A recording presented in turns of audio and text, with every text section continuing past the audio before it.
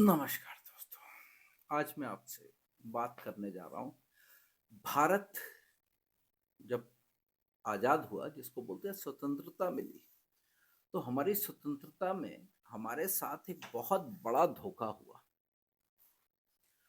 ये देश जब आजाद हुआ तो आजादी दो मुल्कों की मिली, एक पाकिस्तान और एक भारत। धर्म के आधार पर विभाजित होने वाले देश में एक धर्मशाला बन गया और एक पाकिस्तान बन गया। अब मैं भारत को धर्मशाला क्यों कह रहा हूं, ये समझिए। भारत को धर्मशाला कहने का एक सीधा सा कारण है कि भाई यहां पर जिन्होंने मांगा कि हमें धर्म के आधार पर आजादी चाहिए, जिन्होंने बोला कि हमें धर्म के आधार पर आजादी चाहिए, वही यहां रह गए। जिन्होंने कहा कि भाई हमें आजादी दो धर्म के आधार पर, वो भारत में रह गए और एक नया मुल्क बन गया। और वो मुल्क अपने आप को हजारों साल से इस्लाम का ठेकेदार बता रहा है। अब हजारों साल से कैसे हो सकता है? जिसका जन्म अभी 70 साल पहले हुआ, वो हजारों साल पुराना कैसे हो सकता है? 75 साल पुराने मुल्क में हजारों साल क्यों? उनकी मानसिकता जो थी ना, वही थी। वो आज भी अपने आप को मुगलों का, उज़्बेकों का, मंगोलों का वंशज मानते हैं। उनकी मिसाइलों का नाम आज भी गजनी है। वो अपनी मिसाइलों का नाम आज भी गजनी रखते हैं, जबकि उनका डीएनए उठा लो, किसी के बाप दादाओं का डीएनए भी जो है ना उज़्बेक निकलेगा ना मंगोल निकलेगा। फिर भी क्योंकि उनकी मानसिकता वही है, तो वो वही है। लेकिन ऐसा नहीं है कि भारत में ऐसे लोग नहीं है जी, भारत में भी ऐसे ही लोग हैं। भारत को एक तमगा दिया गया सेकुलरिज्म का, और सेकुलरिज्म का तमगा ऐसा दिया गया कि आज तक हम उस चाशनी को चाटते जा रहे हैं। सत्ता में बैठे हुए लोगों ने उस समय भारत को सेकुलर बनाया। कारण क्या था? Vote bank. क्योंकि कांग्रेस जानती थी एक ना एक दिन ऐसा आएगा कि हिंदू सारे एक हो जाएंगे और हमें उस समय कोई नहीं पूछेगा। तो इसलिए उन्होंने यहां पर मुसलमानों को रोका और हिंदुओं को वहां से आते हुए कटने दिया। करीब करीब 10 लाख से ज्यादा हिंदू आजादी के टाइम पे कटे, बल्कि आंकड़ा तो 40 लाख का है। उसका जिम्मेदार कौन? क्या वो जो कहता था कि बिना खून बहाए आजादी मिल जाएगी? उन लोगों के नरसंहार का दोषी कौन? आजादी का जब तमगा लेने के लिए कांग्रेस आगे आती है, नेहरू गांधी का नाम देती है, तो जो लोग मरे उनका गुनाहगार भी तो वही होगा। लेकिन उसके बारे में बात नहीं की जाती। बात इस देश की जाती है एक सेकुलर कंट्री के नाम पे। अब सेकुलरिज्म कैसा है यहाँ? देखिए, एक चीज तो बहुत साफ है, जब तक हिंदू है तब तक सेकुलर है। क्योंकि आप देख लीजिए, जहां जहां पे मुसलमान बड़ा है, वहां वहां सेकुलरिज्म तो छोड़िए, कोई दूसरा धर्म रह भी नहीं पा रहा है। अब आप इस चीज को समझिए, सेकुलरिज्म किस प्रकार से हमें थोपा गया। मुसलमानों को मुस्लिम पर्सनल लॉ बोर्ड मिला, मुसलमानों को वक्फ बोर्ड मिल गया, मुसलमानों को मदरसे अलग से मिल गए, मदरसों मुसलमानों को जो पर्सनल लॉ में जितनी चीजें वो दे सकते थे दे दिए। अच्छा, पर्सनल लॉ के नाम पर तो सब कुछ दे दिया, लेकिन जब क्रिमिनल लॉ की बात आती है तो वो संविधान के आधार पर होगा। क्यों भाई? ये दो नजरिए क्यों? जब उन्हें धर्म के ही आधार पर सब कुछ देना था, तो उनके क्रिमिनल लॉ भी उन्हीं के हिसाब से देते, चोरी करने वाले के हाथ कटने देते। तो ये दो पक्षीय विचार क्यों जाने दिए? क्रिश्चियंस को क्रिश्चियन स्कूल बनाने के लिए मौका दिया, वहां माइनॉरिटी दी गई। बस हिंदुओं के मंदिरों को अपने अंदर ले लिया, हिंदुओं की जमीनों को अपने अंदर ले लिया। बड़े बड़े जितने मंदिर हैं वहां की जमीनें सरकार के पास है, राज्य सरकारें उससे मोटी कमाई खाती हैं। मंदिर में जो दान दक्षिणा आती है वो सारी सरकार लेती है। इवन कुछ राज्यों में तो हाल ये है कि करोड़ों रुपए आते हैं, 500 करोड़ रुपए तक एक एक मंदिर में आते हैं, और उस पैसे का 70 से 80 से 90% वो राज्य सरकारें अल्पसंख्यकों के हितों में कार्य करने के लिए लगाती हैं। क्यों भाई? हमारे डाइटी का पैसा है, हमारे देवता का पैसा है, हमने चढ़ाया है। सरकार कौन होती है उनको चढ़ाने वाली? सरकार होती है सेकुलर। तो ये जो सेकुलर शब्द हमें दिया गया ना, ये ऐसा दिया गया कि कोई भी प्रधानमंत्री नरेंद्र मोदी के आने से पहले किसी मंदिर में जाके माथे पे त्रिपुंड तो छोड़ो, एक तिलक लगाने से भी डरता था। एक सो कॉल्ड पंडित जो बीफ खाता था, वो इस देश का पहला प्रधानमंत्री था, और जानबूझ के अपने नाम के आगे पंडित लगाता था। इतिहास को ढूंढा जाए तो उससे पहले कोई नेहरू नहीं मिला। नेहरू का नाम कहां से आया? वो कॉल था बेसिकली कश्मीर में। नेहरू कैसे बना? नदी के किनारे रहते थे तो वो नेहरू बन गए। ना उससे पहले कोई नेहरू आया, ना उसके बाद कोई नेहरू आया। वो व्यक्ति, बीफ खाने वाला व्यक्ति, कहता है कि हम, अब बीफ में भी ना कैटेगरी होती है, बीफ के विषय में भी बाद में एक वीडियो बनाऊंगा पूरा डिटेल से, कैटेगरी क्या होती है, क्योंकि हमारे देश में ना एक बड़ा अच्छा नैरेटिव सेट किया जाता है। तो ये वो वाला बीफ खाता था जिसे गौ मांस कहते हैं, जो कि अभी यूएसए की एक जो डॉक्यूमेंटेशन उन्होंने रिलीज किए हैं उसमें से पता चलता है, जब अमेरिका का दौरा करते हैं नेहरू तो वो डिमांड करते हैं कि मुझे ये पर्टिकुलर खाना खाना है। उसके अंदर स्पेशली ये डॉक्यूमेंट अवेलेबल है, आप सर्च कर लीजिएगा, मिल जाएगा आपको। तो यहां आपको समझना होगा कि नेहरू की मानसिकता, गांधी की मानसिकता, इन दो मानसिकताओं की वजह से भारत के हाल इतने खराब हो गए कि हमें आज भी उसका दर्द भुगतना पड़ रहा है। ये मैं क्यों बोल रहा हूं?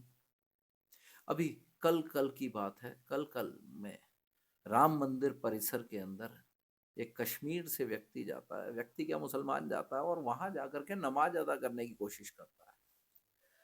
इनके दिमाग में राम मंदिर, काशी विश्वनाथ मंदिर, कृष्ण जन्मभूमि और दूसरी हमारी जितने भी तीर्थ हैं वहां पर इन्हें नमाज पढ़नी है। क्या कहेंगे आप इन्हें? आप कहेंगे एक आध व्यक्ति ही तो है ऐसा। नहीं जी, एक आध नहीं है, इन सब की मानसिकता वही है। इवन कांग्रेस की मानसिकता भी वही है। कांग्रेस ने अपने आप में एक घोषणा पत्र जारी किया था, डॉक्यूमेंट दिया था कि हम बाबरी मस्जिद को दोबारा बनाएंगे। यही काम समाजवादी पार्टी ने किया था। इन्होंने भी बोला था कि भाई हम बाबरी मस्जिद दोबारा बनाएंगे, और ममता बनर्जी के यहाँ से एक विधायक जो था उसने तो ये शुरुआत भी कर दी, और किसी का भी इनके मुंह से एक भी खंडन नहीं निकला कि ये नहीं होना चाहिए। यानी इनकी मानसिकता भी बाबर वाली है। जो पाकिस्तान में गजनी है वो भारत में बाबर है।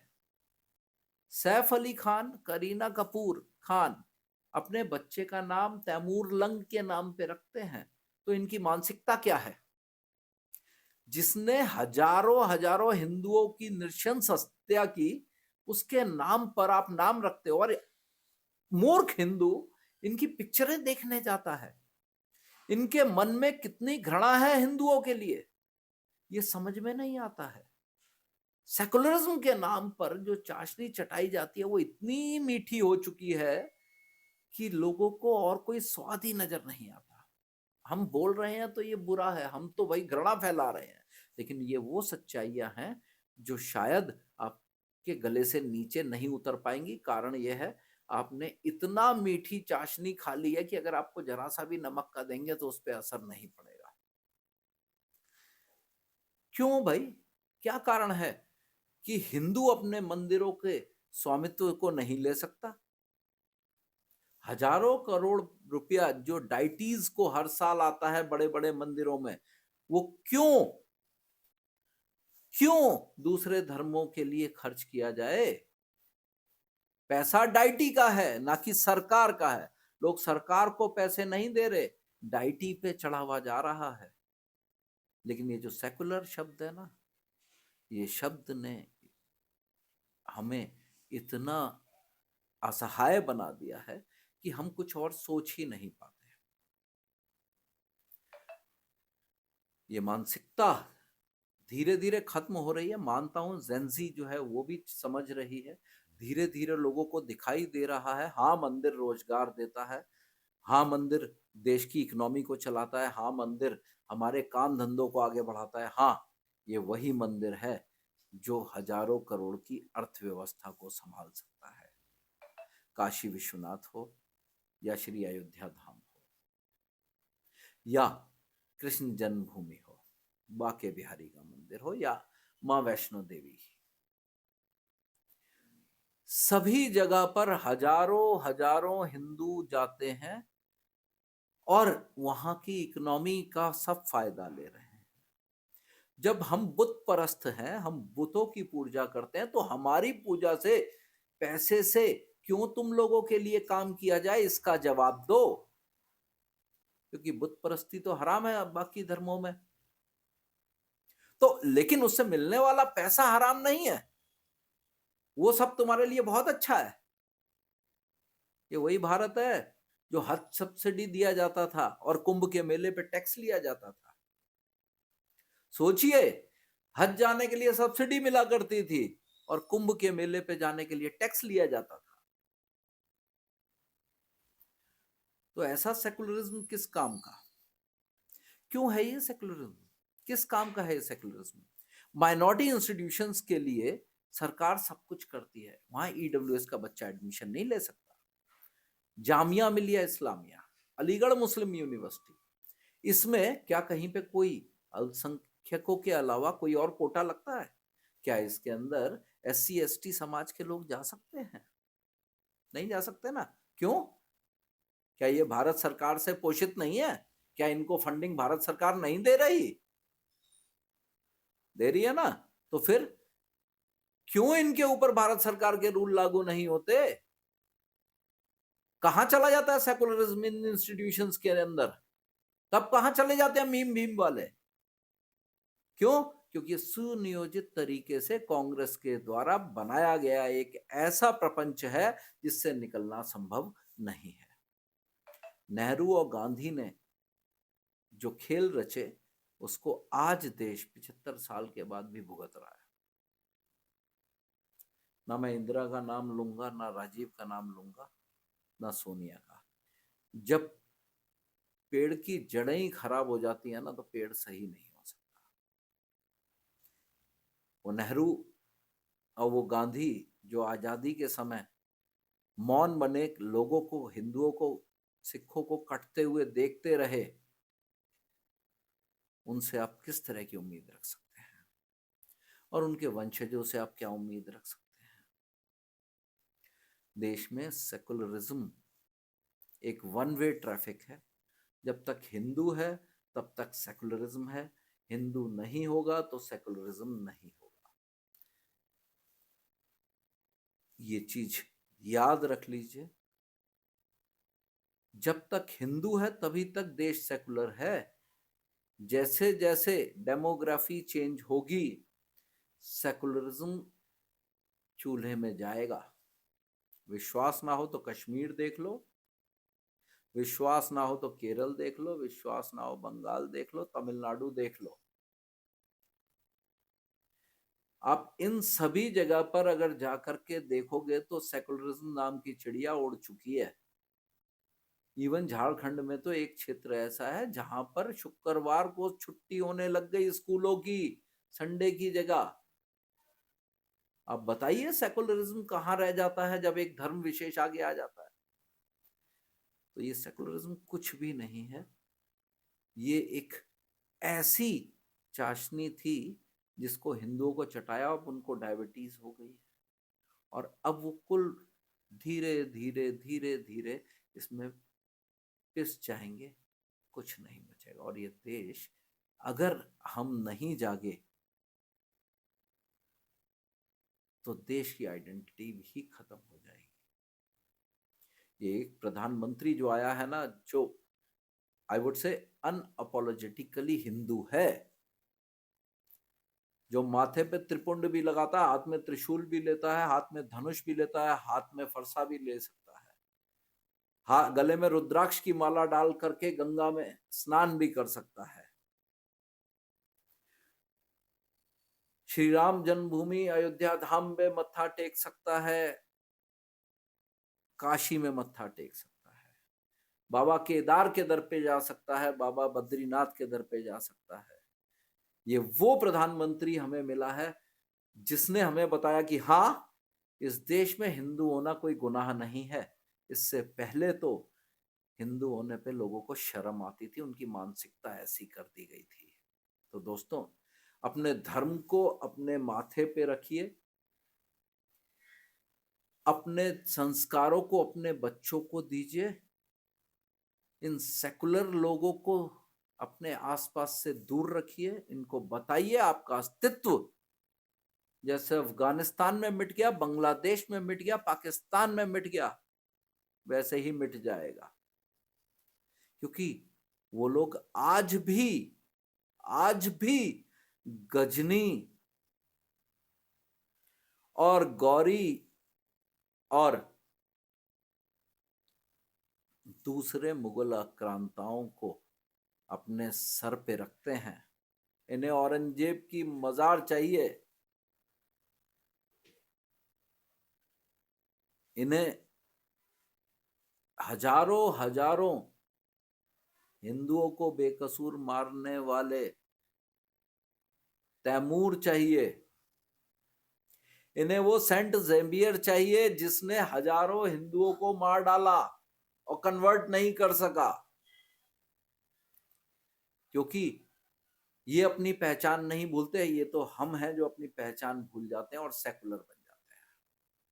इस सेकुलरिज्म नाम की बीमारी से बचिए, तभी ये देश आगे बढ़ पाएगा। ईरान से सीखिए, पर्सिया था, वापस आ रहा है। ईरान एक मिसाल बन रहा है जहां बहुत जल्दी वो अपने पुराने वेज पे पहुंच रहा है। हमें वहां तक पहुंचने की नौबत नहीं आने देनी है। हम पहले से ही अगर जाग जाएं, अपने बच्चों को अपने धर्म की शिक्षा दें, तो ये नौबत आएगी ही नहीं। जय हिंद, भारत माता की जय, वंदे मातरम, हर हर महादेव।